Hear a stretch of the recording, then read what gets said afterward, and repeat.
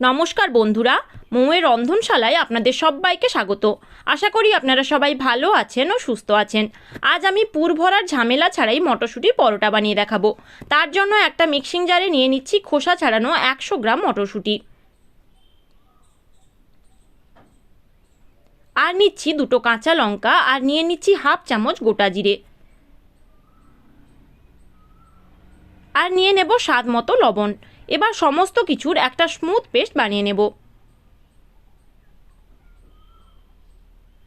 আমি সমস্ত কিছুর একটা স্মুথ পেস্ট বানিয়ে নিয়েছি। এবার পেস্টটাকে এক সাইডে রেখে দেব। এবার পরোটার জন্য ময়দাটা মাখিয়ে নেব। তার জন্য নিয়ে নিলাম হাফ বাটি ময়দা আর হাফ বাটি আটা, আর দিয়ে দেব সামান্য লবণ, আর নিয়ে নিচ্ছি 2 টেবিল চামচ সাদা তেল। এবার ময়দা ও আটার মধ্যে ভালো করে ময়ামটা মাখিয়ে নেব। আমি আটা ও ময়দার মধ্যে ভালো করে ময়ামটা মাখিয়ে নিচ্ছি। আমি প্রায় 2 মিনিট ধরে ময়ামটা মাখিয়ে নেব। ময়ামটা ভালো করে মাখানো হয়ে গেলে এতে অ্যাড করে দেব পেস্ট করে রাখা মটরশুঁটি। আমি সমস্ত মটরশুঁটির পেস্টটা এর মধ্যে অ্যাড করে দিচ্ছি। এবার পেস্টটাকে ভালো করে ময়দার সাথে মাখিয়ে নিতে হবে। এবার মিক্সিং জারে যে মটরশুঁটির পেস্টটা লেগে আছে সেটা ধুয়ে এর মধ্যে ঢেলে দেব। এবার ময়দাটাকে ভালো করে হাত দিয়ে মাখিয়ে একটা সফট ডো বানিয়ে নিচ্ছি।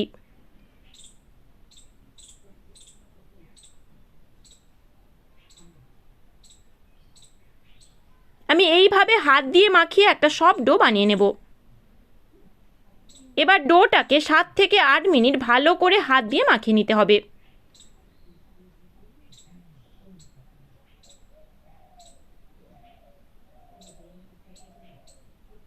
আমি এইভাবে হাত দিয়ে ডোটাকে ভালো করে মাখিয়ে নিলাম।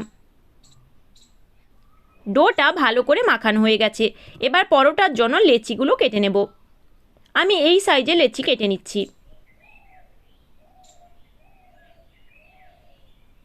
আমার সমস্ত লেচি কাটা হয়ে গেছে। এবার হাত দিয়ে গোল করে নেব।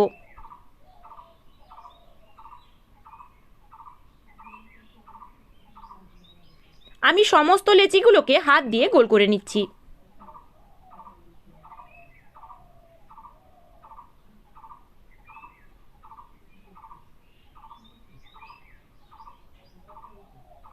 সমস্ত লেচিগুলো গোল করে নিয়ে এবার পরোটাগুলো বেলে নেব। পরোটা বেলার জন্য আমি কিচেন স্ল্যাবটা পরিষ্কার করে তার উপর পরোটাগুলো বেলে নিচ্ছি। আমি লেচিতে সামান্য আটা দিয়ে পরোটাগুলো বেলে নেব।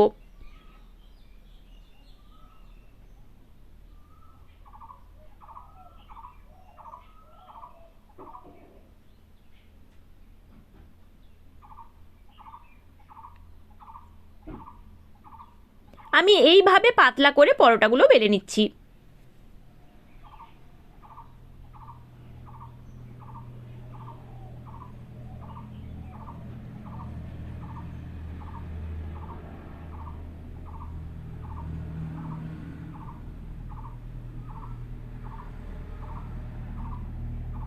এইভাবে পাতলা করে বেলে আমি পরোটাটা তুলে নিলাম। একইভাবে আমি বাকি পরোটাগুলোকেও বেলে নেব।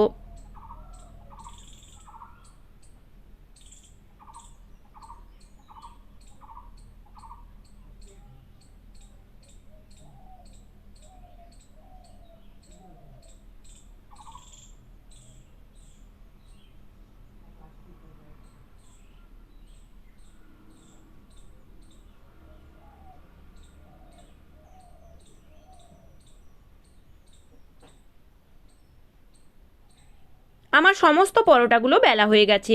এবার পরোটাগুলো ভাজার পালা। তার জন্য গ্যাসে একটা কড়াই বসিয়ে পরোটাগুলোকে ভেজে নিচ্ছি। আমি শুকনো কড়াইতে পরোটাটা দিয়ে কয়েকবার উল্টে পাল্টে ভেজে নেব।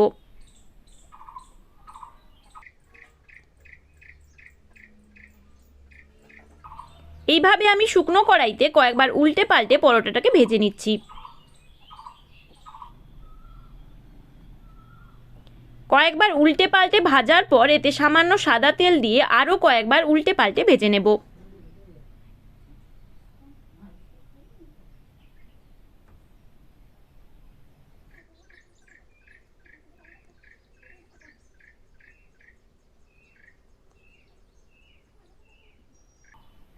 পরোটাটা ভাজা হয়ে গেছে, এবার তুলে নেব। একইভাবে আমি বাকি পরোটাগুলোকেও ভেজে নেব।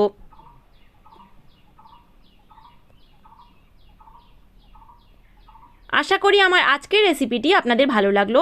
ভালো লাগলে ভিডিওটিকে লাইক, কমেন্ট ও শেয়ার করবেন। আর আমার চ্যানেলের নতুন দর্শক হলে চ্যানেলটি সাবস্ক্রাইব করে পাশে থাকা বেল বাটনটি প্রেস করে নেওয়ার অনুরোধ রইল পরবর্তী ভিডিওর আপডেট সবার আগে পাওয়ার জন্য।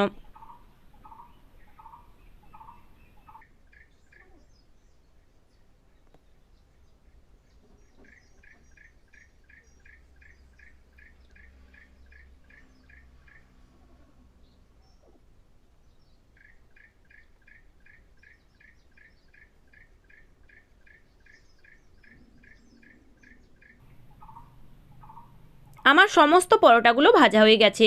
এবার আমি একটা ছিঁড়ে দেখাচ্ছি কতটা নরম হয়েছে। দেখুন কতটা নরম তুলতুলে হয়েছে। তাহলে আজ আসি, দেখা হবে আর একদিন অন্য এক রেসিপির সাথে। আপনারা সবাই ভালো থাকবেন। ধন্যবাদ।